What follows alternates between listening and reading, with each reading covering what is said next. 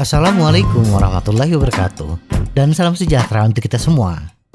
Banyak hal yang ada dalam pikiran kita tentang bagaimana caranya meningkatkan kinerja bersepeda kita.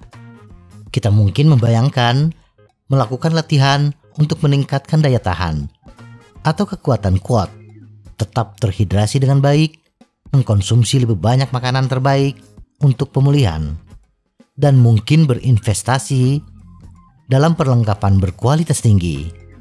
Tetapi kapan terakhir kali kita memikirkan tentang sesuatu yang kita lakukan setiap hari? Sesuatu yang saat ini kita lakukan, yaitu bernafas. Sebagian di antara kita mengabaikan bagaimana cara bernafas. Bisa jadi karena kita merasa sudah mahir dalam bernafas. Sejak kita lahir hingga saat ini, kita tidak pernah lupa untuk bernafas. Jadi apalagi yang harus diperhatikan? Bersepeda adalah olahraga aerobik, dan melihat seberapa efektif kita menggerakkan udara masuk dan keluar akan meningkatkan kenikmatan kita saat bersepeda.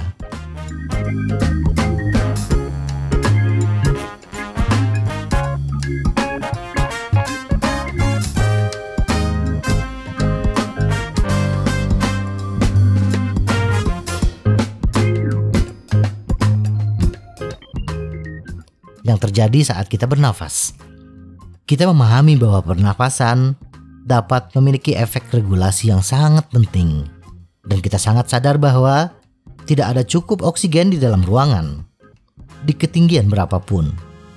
Tetapi ketika kita mulai memeriksa efisiensi pernafasan dan mekanisme pernapasan, saat itulah dunia baru terbuka bagi kita.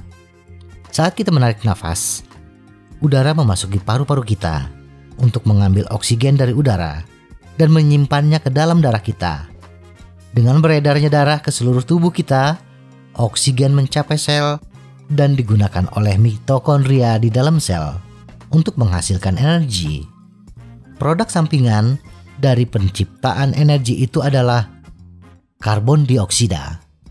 Jadi, dengan setiap hembusan napas, karbon dioksida berpindah dari darah ke paru-paru, dan limbah gas ini dikeluarkan dari tubuh. Di dunia yang sempurna, setiap tarikan nafas yang kita hirup menghasilkan perluasan di seluruh batang tubuh. Diafragma kita harus bergerak, tulang rusuk kita harus bergerak, punggung atas kita harus dapat mengembang saat kita berada di bawah ventilasi puncak, alias saat kita menarik nafas penuh. Bila kita bisa mempertahankan postur ideal, pernapasan akan bekerja dengan sangat efisien. Tetapi banyak dari kita, apakah kita terpaku di depan keyboard komputer kita atau sedang mengendalikan kemudi dalam perjalanan bersepeda, atau bahkan kita sama sekali tidak bergerak? Kita tidak benar-benar menggunakan biomekanik untuk mendukung pertukaran gas tingkat tertinggi. Kebanyakan pesepeda, khususnya pesepeda profesional, mengadopsi posisi di mana pernapasan pada akhirnya menjadi sedikit terganggu demi sebuah posisi yang aerodinamis. Meskipun membungkuk dalam bentuk C bersifat aerodinamis, saat kita mencoba menarik napas dalam-dalam, kemungkinan besar kita akan merasakan keterbatasan dalam kemampuan kita untuk memaksimalkan setiap tarikan dan hembusan napas. Itu karena paru-paru kita tidak hanya tertekan, tetapi diafragma kita, otot utama yang terlibat dalam pernapasan, juga tidak dapat melakukan repetisi penuh. Posisi pernapasan yang lebih optimal, kepala sejajar dengan punggung dan tulang rusuk. Bagian atas yang relatif datar, tidak melengkung seperti posisi C. Posisi ini lebih menguntungkan bagi pesepeda yang tidak memiliki kelenturan tubuh yang memadai. Posisi dengan bagian atas yang mendekati sejajar dapat meningkatkan seberapa banyak udara yang kita ambil, karena kita sepenuhnya dapat mengembangkan dan mengecilkan diafragma. Pesepeda memiliki 5 titik kontak yang menawarkan peluang untuk menciptakan stabilitas yang cukup baik, yaitu kedua tangan, kedua kaki, dan tempat duduk kita. Sepeda yang pas adalah sepeda yang disesuaikan dengan postur kita dan memungkinkan kita bernafas lebih dalam. Tetapi harus diingat, penyesuaian ini bersifat individual, berbeda untuk setiap orang, dan masih membutuhkan latihan agar kita terbiasa. Bernapas lebih baik. Ada 3 dasar untuk bernapas dengan baik, yaitu 1. Bernapas dengan lapang, juga disebut sebagai pernapasan diafragma, yang melibatkan pernapasan dengan cara menggerakkan perut, bukan dada kita. 2. Bernapas melalui hidung. Bernapas melalui mulut adalah pendukung evolusioner. 3. Bernapas untuk memaksimalkan toleransi karbon dioksida. Toleransi karbon dioksida mengacu pada toleransi otak kita untuk menangani kadar karbon dioksida dalam darah yang lebih tinggi. Dan ketika kita melakukan ini, kita benar-benar dapat mengakses lebih banyak oksigen. Salah satu tujuan menguasai seni pernapasan bagi para pesepeda adalah menjadi lebih toleran terhadap karbon dioksida. Bila kita bisa lebih toleran terhadap karbon dioksida, itu berarti kita dapat melakukan lebih banyak pekerjaan secara aerobik dibandingkan anaerobik. Dan kita mungkin lebih mampu bertahan dengan latihan jangka panjang tanpa melakukan kesalahan. Salah satu cara terbaik untuk menjadi lebih toleran terhadap karbon dioksida, tutup mulut kita. Bernapas hanya dengan hidung. Bila kita bisa melakukannya, ini menandakan banyak hal di dalam tubuh yang sangat kompleks. Dibutuhkan beberapa resistensi dari diafragma yang memungkinkannya bekerja lebih efektif. Diafragma kemudian dapat berkontraksi sedikit lebih kuat. 3 cara bernapas lebih baik. 1. Fokus pada pernapasan hidung. Tidak peduli bagaimana kita bernafas.